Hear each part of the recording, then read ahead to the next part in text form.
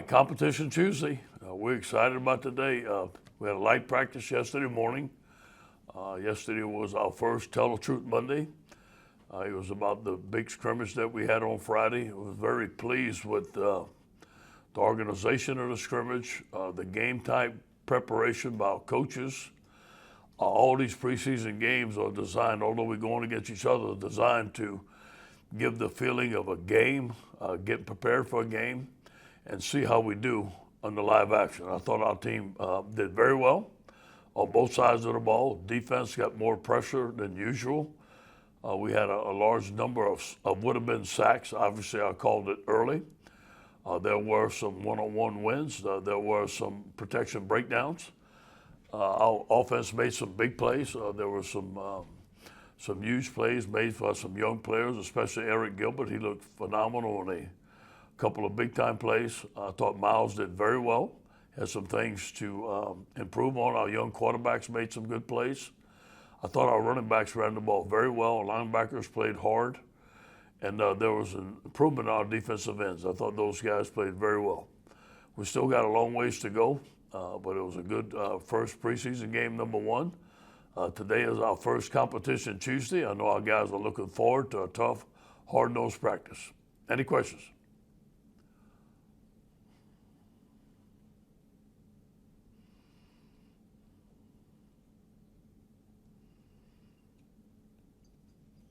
William.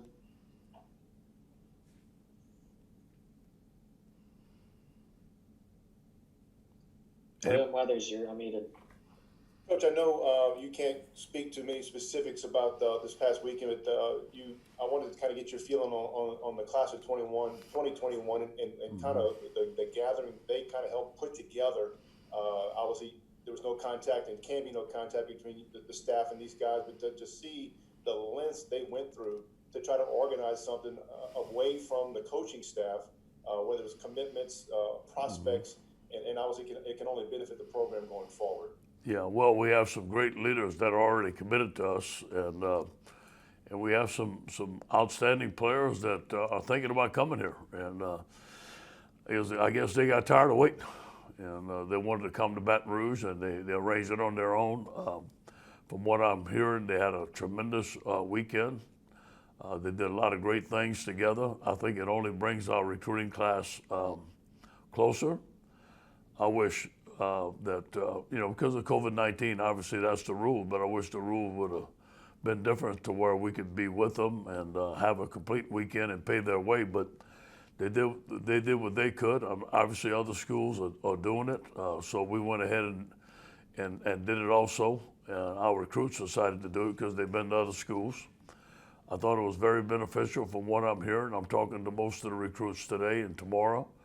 And the parents, they really liked it, but it's not like an official visit where they get to meet academics, they get to come to a game, they get to meet with the coaches, so there's still a little work to do.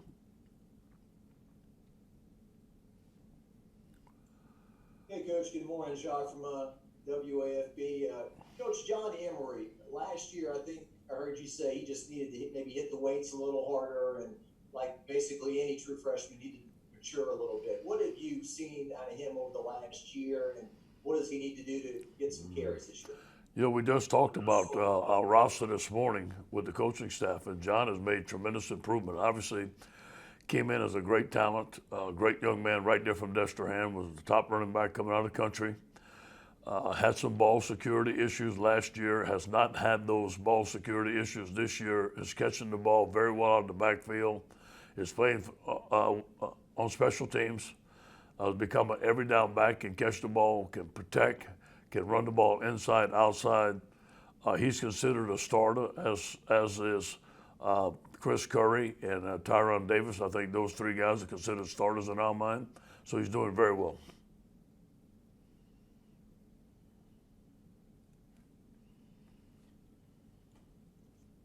Brooks, being with the Advocate, you were speaking about recruits this past weekend in general.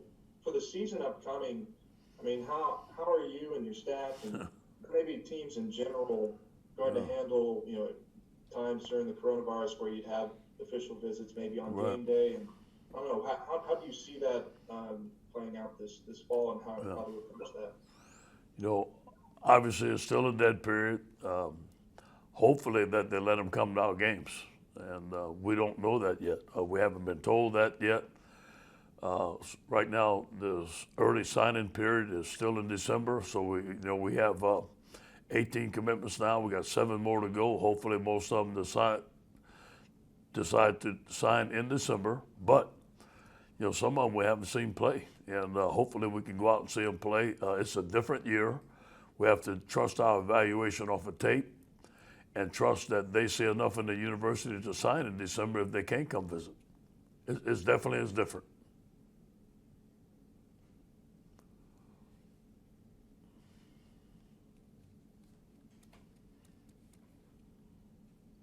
Ron?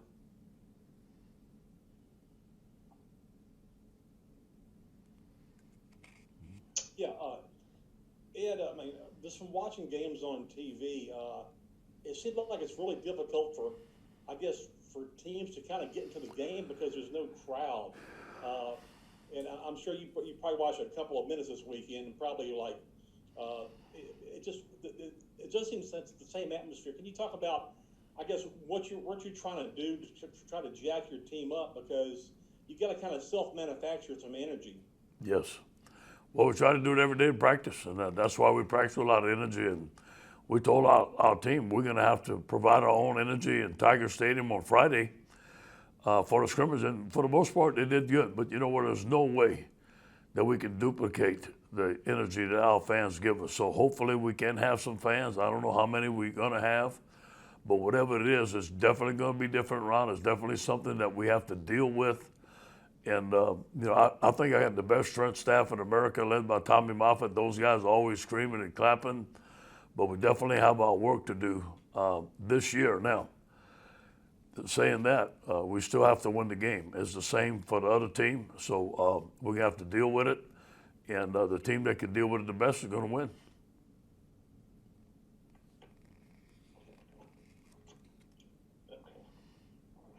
Hey, Coach, this is Josh Sibley with Louisiana Gridiron Football. Kai got the most carries last season. Do you see LSU moving to more of a running back by committee this season to encompass the different skill sets of all these talented backs?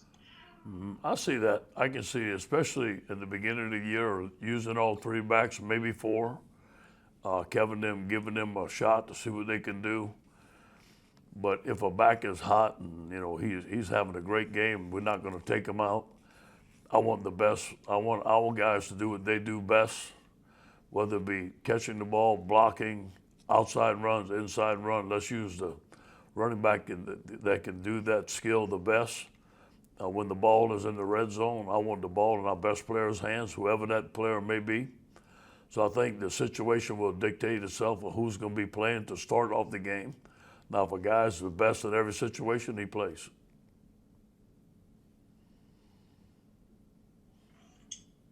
Hey, Ed, good morning. It's Matt Moscone with ESPN Baton Rouge. Could you give us an update on Todd Harris, and then also just generally how the safety position looks now with Kerry opting out? Yeah, we talked about Todd this morning at length. He's getting better. He's not full speed yet. He's not 100% healthy, but he's getting close. We feel with the development, obviously with Jacoby Stevens and the development of Mo Hampton, that we have 3 guys that are starters there. And we're really excited about Jordan Toles, our young freshman. We think that he's going to be excellent. So we think we're in good shape back there. And I have really 3 good safeties, 3 great college safeties that we're very pleased with. But Todd brings a lot of leadership, a lot of communication, does the right thing, makes plays, can play down, can play back, can play zone, can play man. He's a good physical tackler, and he's a good team leader for us.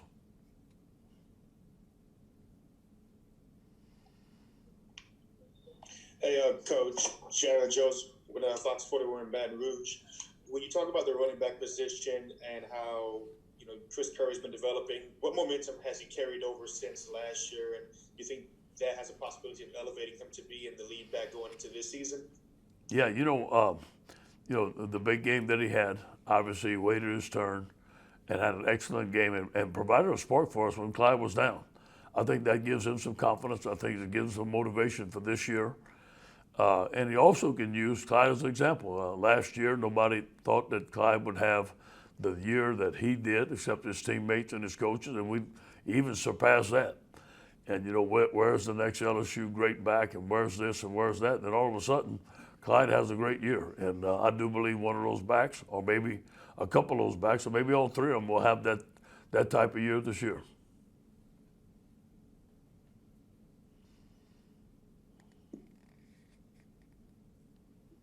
Hey, Coach. It sounded like, the defensive line, kind of had a pretty good scrimmage, last Friday. I guess kind of my question's more directed on the offensive line and just kind of how those guys are starting to gel.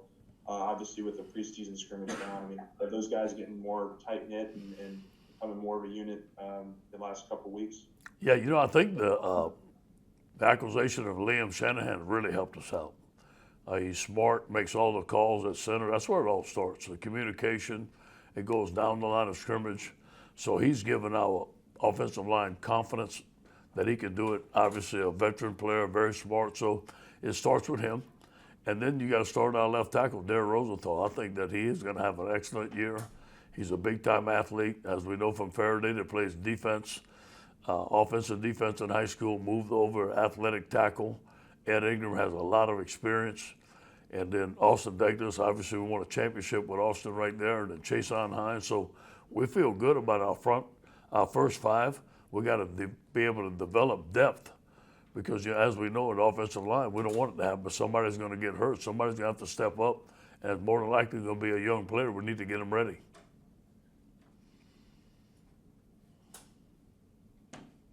Hey, Coach O, Garland Gillen, Fox 8 New Orleans. Just listening to you over the last few weeks talking about your receiver room. Is it safe to assume that Terrace Marshall's the one, would Racy be the two, and then Keyshawn Booty and Coy Moore are fighting for the three? Can you kind of give me an update how that's going? Because obviously, we just got to go on what you're seeing and what we're hearing. Yeah, more than likely what you just said. And obviously that fluctuates day by day. A guy's going to have a hot day, but we're looking at Keyshawn Boutte starting as a freshman. I think that is locked in. Rayson McMatt, Terrence Marshall has to be our go-to guy. We mentioned that this morning, and Eric Gilbert. I think if you look at that, those are the top four receivers that we have right now. Coy Moore is coming along very fast. He's had a hamstring pull. He's been hurt a little bit, so he's been hampered a little bit. John Trey Kirkland's having a good camp. And, we want to play 6, 7, 8 receivers, keep them fresh. But the guys that you mentioned are having the best camp right now.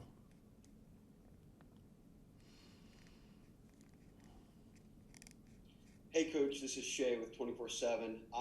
You've been around recruiting and coaching your whole life. How often do you see, and even in back-to-back years now with Stingley and Gilbert, guys who are sort of so highly touted coming out of high school, and then they show up and they are who kind of everybody thought they were type of thing? Is that few and far between, or what are some guys in the past you've seen that with? Yeah, I don't want to say it's few and far between, but I'd say it's about 50-50 down the road. Sometimes the guys come out, they're the number one player in the country, and they come in and they play like it. Some of them, for some reason or another, are not because of the situation they are or the development, or somebody else beats them out or whatever it may be. But for Stingley to come in and do what he's done, I think obviously he's been coached by his dad all his life, great character, and Corey's done a tremendous job. Then Eric Gilbert coming with all the accolades he had, obviously expectations are very high, but he's reached every one of those. Now, he's still got to do it in the game, but those two guys we're very proud of. Hey, Coach, this is Matt Zenitz from AL.com. I'm doing a story on Russ Callaway and just wanted to see what was it about him that made him a person of interest for you to add to the staff, and just what have your impressions been of him so far since he got there? Well, Derek Padansky found him, and Derek is my right-hand man here, does a lot of work for me, and Russ's name came across. I knew his daddy is a great coach, and Russ had some a great experience at Sanford, was an outstanding coordinator, did a lot of good things. But he was hungry. He's been down big-time schools. I didn't know how good he was, to be honest with you, until we got him. His enthusiasm is infectious. He's an outstanding coach and taught well by his dad, learned well. I do believe the guy is going to be a coordinator and a head coach, and it won't be long because he's one of those type minds. He's a great worker. He's here at 5 every morning working with Coach Ensminger. Has a bright future ahead for him. He's also a good recruiter. Has a lot of the top quarterbacks on the phone every day, talking to them. People love him. Sky's the limit for Russ. Hey, Coach, Michael Cobble here. Just a couple of questions. Was the scrimmage live? And we saw last night in the Navy game, kind of how it impacted them. How do you balance that equation? Yeah. And then just my second question would be, we saw Lloyd getting a starting job at Denver. You got so many guys now in the league.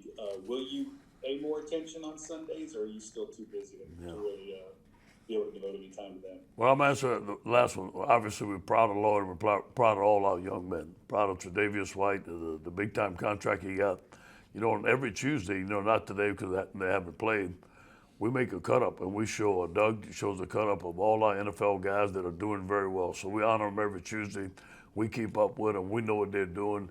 It seemed like Daniil Hunter got a sack every game last week. We always showed him and guys that have done well that played at LSU, so we honor that. No question about that. Now, what was your first question? Just about live tackling and how do you balance it? Well, I think it's been balanced for us already by the new rules. We're on a 20-hour work week right now. We only have 25 practices in 7 weeks. So our guys are practicing 4 days a week, 3 days off. We practice on Monday, Tuesday, and Wednesday, off Thursday and scrimmage on Friday. But Tuesday and Wednesday are heavy days. Monday's a light day. And Friday's full speed scrimmage. I think the only way to get ready to play football is to hit. And like I said this morning on the radio, you never have to worry about these LSU Tigers hitting. We hit every day in practice that we can, but we also stay fresh. I think it's not a matter if you hit or you tackle. It's a matter of how long you practice and how many times you do it. But we need full speed work. We had some missed tackles last preseason game number 1. But we got 2 more preseason games before our live game. Hopefully we can eliminate them. You're not going to eliminate all of them. But we're going to hit pretty hard today, and we're going to hit pretty hard Wednesday, and we're going to scrimmage live on Friday.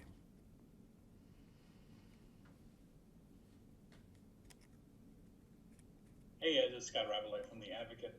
Obviously, so much was made about Joe Brady when he left to go to Carolina, and you bring in Scott Linehan. But how much were you thinking going into this year that you're going to have to, break tendencies and maybe change some things in a way that people are going to try to defend now that they've seen you for a whole season? Yeah. And how has Scott helped you with that? You talked about some of the new concepts he's brought into the offense. Well, what we did last year worked pretty good. So if we can do it the same way, the same thing, and it works, I won't complain a bit, I promise you. But Scott has brought some different tendencies, brought some different stuff. He's been phenomenal, especially in the red zone, in the tight zone, and on third down. We have some different formations, still out of the spread. We have some different pass concepts, still out of the spread. I think that he brought in some different concepts, how to use different players in different positions, which we're going to use. But again, I got to compliment Joe Brady. He did a phenomenal job for us last year. And I think that Coach Ensminger has been behind all this. I know he's going to work well with Scott, and we look forward to those guys having a great year. Hey, Ed, just kind of 2 personnel questions for you. First, with Cade York, how has he been kicking this preseason? We haven't heard too much about him. And then with Elias Ricks, is he still kind of on track to maybe start here his freshman year? How's he playing? Yeah, Cade's done fine. He's gotten stronger. He's had some good scrimmages. He's kicking the long ball very well. A lot better consistency this year. But he's going to have a good year. We have some young guys right behind him that are competing with him. It's an open competition. Right now he's our starting kicker, but he's going to have to prove it in the preseason games. Elias Ricks is doing very well. Did a great job in Big Cat the other day. He was very physical. Is working very hard. And you're going to see a lot of Elias this year as a starter, or maybe not as a starter, but definitely in a rotation, playing a lot. And we feel like he's going to be an outstanding player for us. We have time for 2 more questions, so we'll go Ed and then wrap up with Brody. Hey, Coach, all off season and even last week, we heard so much about how much you've lost. Do you think that nationally people underestimate how much talent you still have on the roster and what you are capable of this year? Yeah, I think that it's going to be a natural tendency for them to predict us not having the success that we would have if we'd had a lot of guys coming back. But as you know, Ed, that doesn't bother us. I think we have a great team. We're going to use it as an advantage. We've been picked high, we've been picked low, and none of them usually pan out. And this time last year, nobody picked us to go 15-0 and have a great season. So, again, we got to block out the noise. But, you know, I think that, you know, those guys have legitimate reasons to say, hey, listen, they lost this, they lost that. New quarterback. I can understand where they may pick us not to have the success that we think we're going to have. But I think we are underestimated because they don't know the young talent that we have. They don't know the new coaches that we have. But again, we have to go down and prove it week in and week out. 10 SEC games, man, buckle up. It's going to be fun.